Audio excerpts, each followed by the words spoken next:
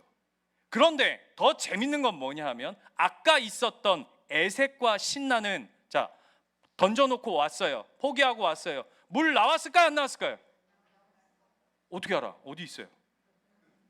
어디에 있습니까? 안 나왔습니다. 왜 안 나왔을까요? 나왔으면 계속 쫓아올 이유가 없죠. 안 나오니까 이거 봐라. 그래서 뭘 확인하죠? 아, 어디가 중요한 게 아니라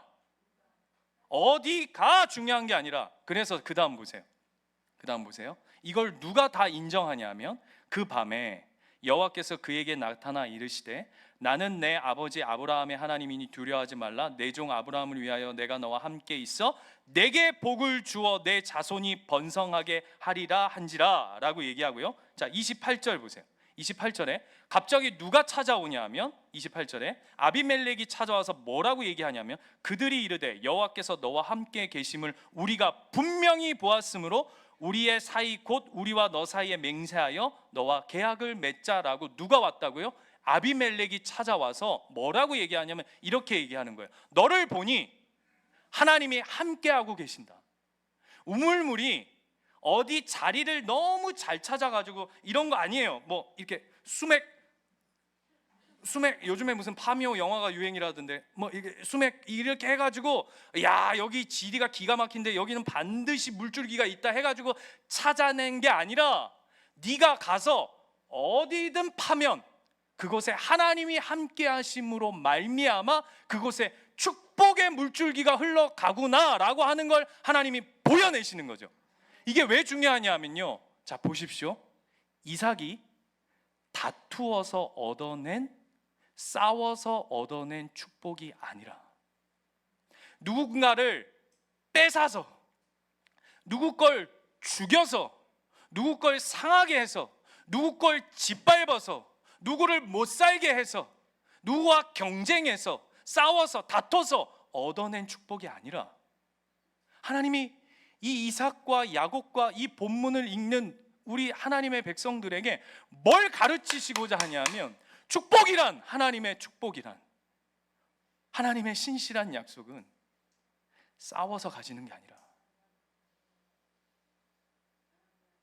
다퉈서 우격다짐으로 막 경쟁해서 이악 물고 붙들어 매서 그렇게 얻어내는 것이 아니라 하나님의 축복은 누구 손에 있다고요?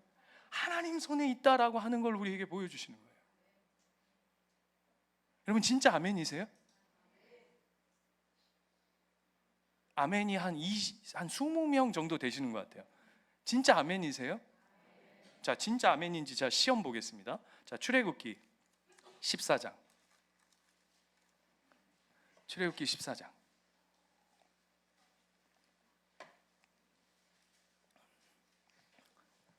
출애굽기 14장 9절 가볼까요? 이 내용 잘 아시죠? 홍해가 갈라지는 사건 이야기입니다. 그런데 어떤 상황인지를 한번 잘 보십시오.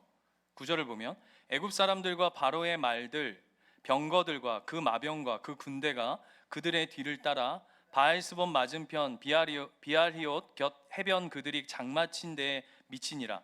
바로가 가까이 올 때에 이스라엘 자손이 눈을 들어 본즉 애굽 사람들이 자기들 뒤에 이른지라. 이스라엘 자손이 심히 두려워하여 여호와께 부르짖고. 자, 어떤 상황이냐면 출애굽했습니다. 애굽을 쑥대밭을 만들고 드디어 출애굽을 했습니다. 그랬더니 이제 바로가 막 얻어 터졌다가 재정비합니다.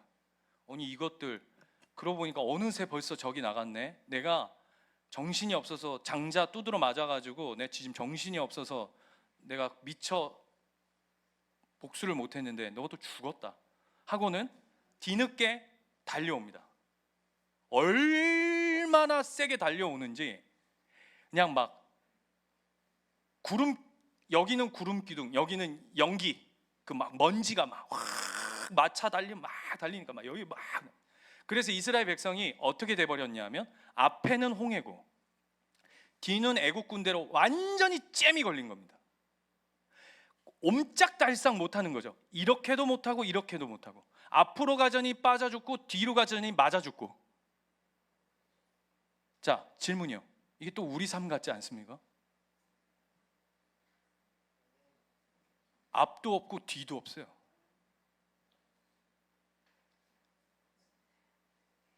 답답. 이거 어떻게 해야 되나? 자, 아까 분명히 여러분 뭐라고 고백하셨냐면 축복이 하나님 손에 있다 했습니다. 자, 이런 상황 가운데 이스라엘 백성처럼 여러분의 인생이 앞도 막히고 뒤도 막히고 완전히 오갈 데 없이 꽉 막힌 상태. 여러분 어떻게 하시겠어요?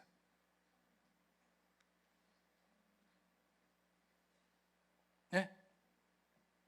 진짜 여러분 기도하세요?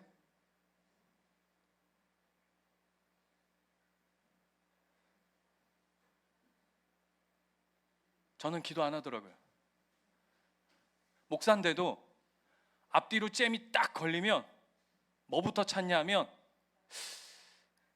누가 나한테 좀 도움이 되려나? 누구한테 전화를 걸어야 되나? 내 통장에 잔고가 얼마 남았지?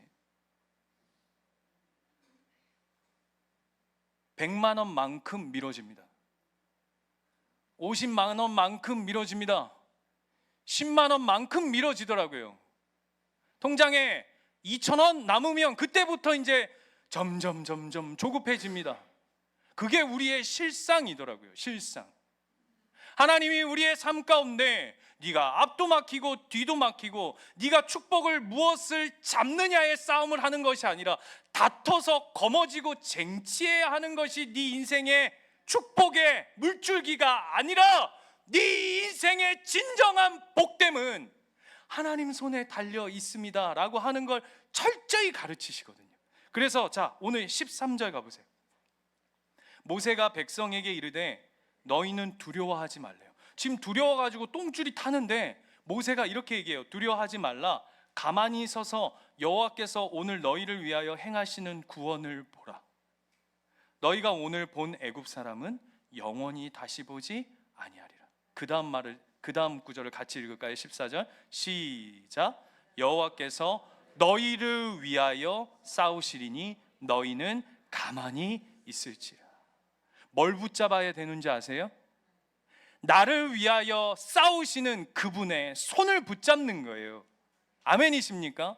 재밌는 단어가 있어요. 복이라고 하는 단어, 성경에 바라크라고 하는 단어가, 복이라는 단어가 구약 성경에만 300번 이상 나와요. 바라크. 여러분 한번 외워놓으십시오. 바라크. 그냥 들어주십시오. 근데 이 바라크라고 하는 단어가 너무 재밌어요. 왜 재밌냐 하면 300번 이상 나오는데 그 300번 중에 하나님과 연결되어졌을 때는 그 단어가 복이라는 단어로 사용되어져요. 그런데 이 바라크라고 하는 단어가 너무 재밌는 게 하나님으로부터 떨어져서 사용되면 그 단어가 뭐라고 사용되는지 아세요? 저주라고 다 해요. 똑같은 단어인데, 똑같은 바라크라고 하는 단어가 구약에서 하나님과 같이 사용되어지면 그게 복이라고 하는 단어로 사용되어지는데 하나님으로부터 떨어지면 그게 저주라고 하는 단어로 사용되어진다고요. 이게 우리의 존재예요. 여러분 치열하게 붙잡으십시오. 절대 놓치지 마십시오. 미친 듯이 붙잡으십시오. 뭘요? 행복이요? 축복이요? 아니요. 저와 여러분을 위해 지금도 싸우시는, 지금도 준비하시는, 저와 여러분을 위해 지금도 함께 하시는 그분을 붙잡는 겁니다. 그게 복이랍니다. 최근에 상담이 많아졌어요. 이야기를 나누면 제가 들어도 뭐라고 말을 못 해주겠어요. 이 목사의 이 막막함을 여러분 아십니까? 이 환장할 것 같은, 이 아무것도, 여러분 예전에는 제가 담임하기 전에는 예를 들면 뭐 중고등부 아이들이나 청년들이나 제가 뭐 부교육자 생활을 할 때는 누가 이렇게 상담을 딱 해오면 저 나름 뭐 이렇게 했어요. 요거 요렇게 하시고요, 요거 요렇게 하고요, 너는 이렇게 하면 되고 너는 이렇게 하면 안 돼, 이렇게 하면 돼, 이거 이렇게 하면 될 거야, 이렇게 하면. 꼭 내가 무슨 점쟁이가 된 것 마냥 무슨 답을 탁탁탁탁탁탁 제시를 했어요. 네, 하나님, 제가 이제 5년 차 접어들면서 계속 제 안에 이 막막함이 뭐냐면, 누가 이게 상담을 해오면 되돌아보면 제가 이건 이렇게 해야 되고 저건 저렇게 해야 되고 이건 이렇게 해서 이렇게 해야 돼 라고 한 일들이 하나도 순조롭게 풀려진 것이 하나도 없더라고요. 오히려 막막해가지고 이걸 어떻게 해야 되나, 이건 뭐 어떻게, 그냥 같이 울면서. 근데 그 이야기를 하시는 분도 눈빛이 있잖아요. 눈빛. 오늘 이 목사님을 통해서 내가 뭔가를 은혜를 받고 답을 찾아가리라고 하는 기대도 없이 그냥 보면 알잖아요. 여러분, 제가 사육 짬밥이 어딘데, 얼만데 이분이 막 제가 무슨 얘기를 하면 목사님, 역시 목사님이 이런 말씀을 하니까 제가 힘을 얻습니다, 이래야 되는데 목사가 그냥 이거 웃자면 좋노, 진짜 미치게 했어요, 뭐 이러고 있으니 환장하는 거죠. 그런데요, 근데 여러분, 그런데 그런 막막하고 답답하고 아무것도 답이 되지 않는 것 같은 인생도, 목사조차도 아니요, 여러분의 수많은 영적인 권위를 가진 분들이 어떤 답도 내지 못하는 그 상황에 있다 할지라도, 그럼에도 불구하고 그 인생이 하나님 도와주세요, 하나님 함께 해주세요, 하나님 방법이 없습니다 라고 하나님 손붙잡는 인생을, 저는 결단코 그 인생이 하나님이 포기하거나 중단하거나 손해보거나 내버려 두시는 걸 제 목회 인생에 한 번도 본 적이 없습니다. 오늘 야곱의 인생을 들어서 하나님이 그 말씀하고 계시는 거예요. 얘야, 내가 포기를 한다. 다투고 싸워서 경쟁해서 네 손에 거머져서 얻어내는 게 행복이 아니라 내가 너에게 포기를 한다. 그걸 누구한테 가르쳐 주시냐면 뱃속부터 쌈질하고 있는 야곱에게, 그리고 지금도 그 행복 전쟁의 한복판에 서 있는 우리의 삶 속에 하나님 다시금 선명하게 분명하게 우리에게 말씀하고 계신 줄 믿습니다. 꽉 붙으세요. 옆에 분하고 인사합시다. 꽉 붙읍시다. 꽉 붙으세요. 꽉 붙으세요. 꽉 붙으세요. 꽉 붙으세요. 꽉 붙으세요. 꽉 붙으세요. 기도합시다.